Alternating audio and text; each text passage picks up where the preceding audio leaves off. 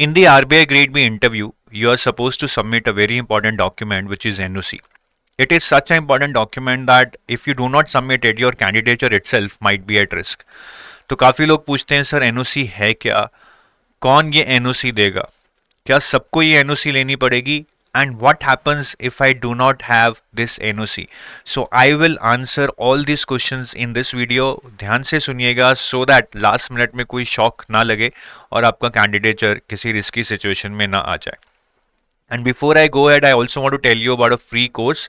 तो जो लोग RBI के लिए नए हैं, ठीक है, उनके लिए we have this free course which is not about the free content, rather it will get you started, like it will get you of the blocks very quickly. तो आरबीआई ग्रेड बी की eligibility pattern detail में जाननी है, एक एक nuances को समझना है, तो ये फ्री कोर्स में आपको बताया जाएगा.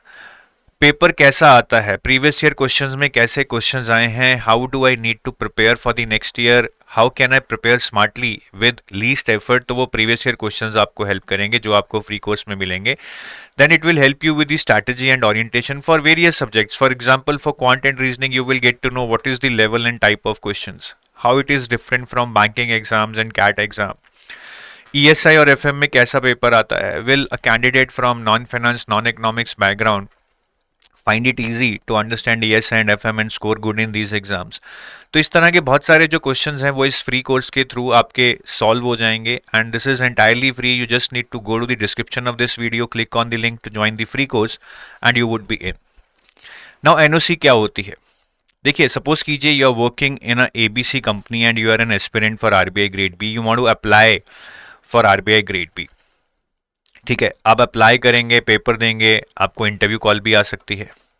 Know while you would be going for the interview call, तो आरबीआई कहता है during the time when you would B appearing for the interview, you would have to take NOC from your existing employer, which means no objection certificate, that your existing employer does not have any objection in you appearing in the process of RBI grade B recruitment.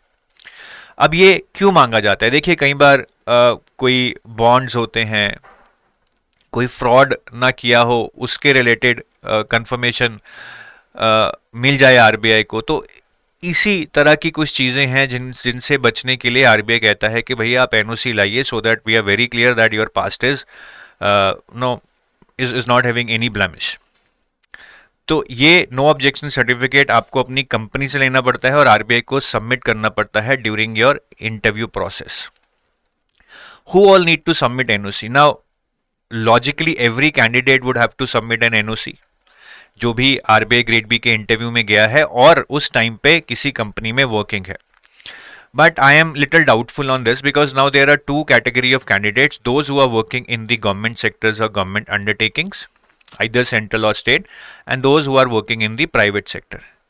So I talked to various candidates. I am not sure whether candidates who are working in the private sector, is it mandatory for them to submit the NOC? I am not sure about them. But those who are working in the government sector, it is very much sure that they have to submit the NOC during the time when they would be appearing in the interview. This is 100% sure. इनका doubtful है, but आप लेके चलिए कि private sector वालों को भी NOC देना पड़ेगा. Now what is the procedure to obtain NOC? Now ideally the procedure should be that when you are filling your RBI grade B form, you should intimate your employer. You should write an email to employer that I am applying for this exam and I am interested in joining this organization, so I would be applying for this exam and would be appearing in the recruitment process of this exam. Now employer has to acknowledge your intimation. वो चाहे 1 दिन में दे, चाहे 15 दिन में दे, that's a separate case, but your duty is to intimate. ठीक है, एम्प्लॉयर आपको मना नहीं कर सकता है कि भैया आप अपीयर नहीं करेंगे, because that is against our constitution. अगर आपका बॉन्ड भी है तो एम्प्लॉयर ये बोलेगा कि ठीक है आप अपना बॉन्ड दे के जाइएगा अगर आप आरबीआई में सेलेक्ट हो गए, but employer can not say on any legal ground as such कि भैया आप नहीं इस एग्जाम में अपीयर कर सकते हैं. तो वो आपका राइट है अपीयर करना. तो एम्प्लॉयर आपकी एनओसी एक्नॉलेज करेगा, वो शायद बाद में करे, पहले करे, बट आपकी ड्यूटी आप इंटीमेट कर दो, don't wait for their reply. और उसी ईमेल की एक्नॉलेजमेंट के बाद वो आपको एनओसी देगा. Maybe employer will give then only और employer will give you later, but the point is, since you have intimated, your duty is finished. Employer is bound to give you NOC later or sooner. और यही NOC आप देते हैं when you appear for the interview at RBI grade B. So this is the procedure. अब हो सकता है कि भैया आपने इंटीमेट नहीं किया, चलो आपने इंटीमेट नहीं किया, हो सकता है, ठीक है, शायद आपका एम्प्लॉयर डायरेक्टली एनओसी दे दे. You did not intimate your employer while you are applying, but maybe during the course of your process of RBI grade B examination you talked to your manager and he agreed that okay we will give you NOC if you get a chance to appear in the interview.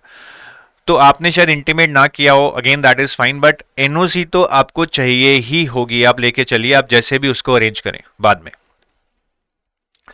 Now what if you do not have NOC, ठीक है, अब ये एक worst case लेके चलते हैं that you did not intimate and your employer is now saying no कि हम आपको एनओसी नहीं देंगे क्योंकि आपने हमें बताया नहीं, और for some other reason they are not ready to give you NOC. What will happen in that case?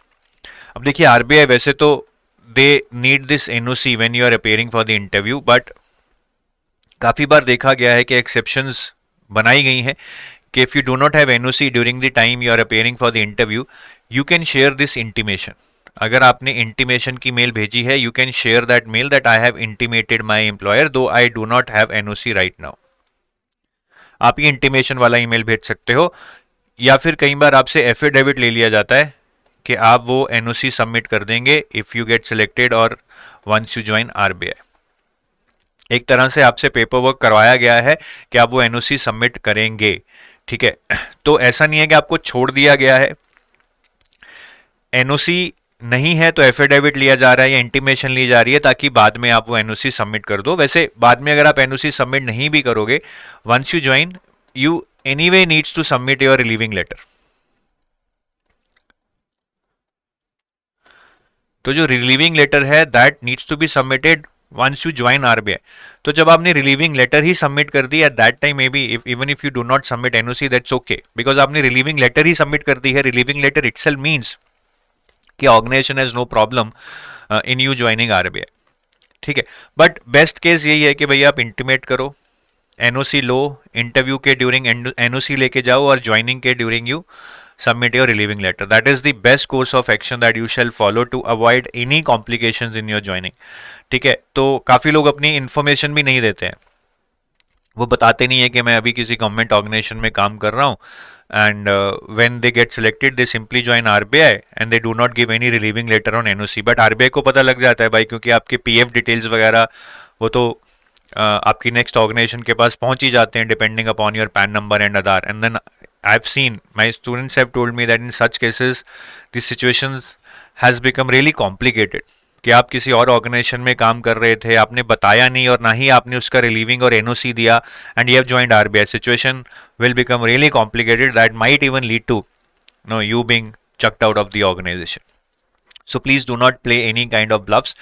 Let's be realistic, let's be honest, and whatever is the procedure, let's follow that.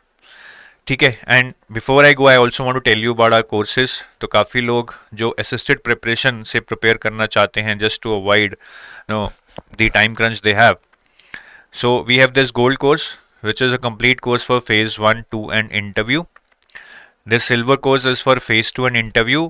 You will not get quant reasoning and English in this silver course, but you will still get the current affairs of phase 1 in the silver course because they overlap with phase 2. And we have a test series also in case you are doing self preparation and you need to evaluate your preparation through mock test, chapter wise test, full length test, and even get your copies evaluated for descriptive answers.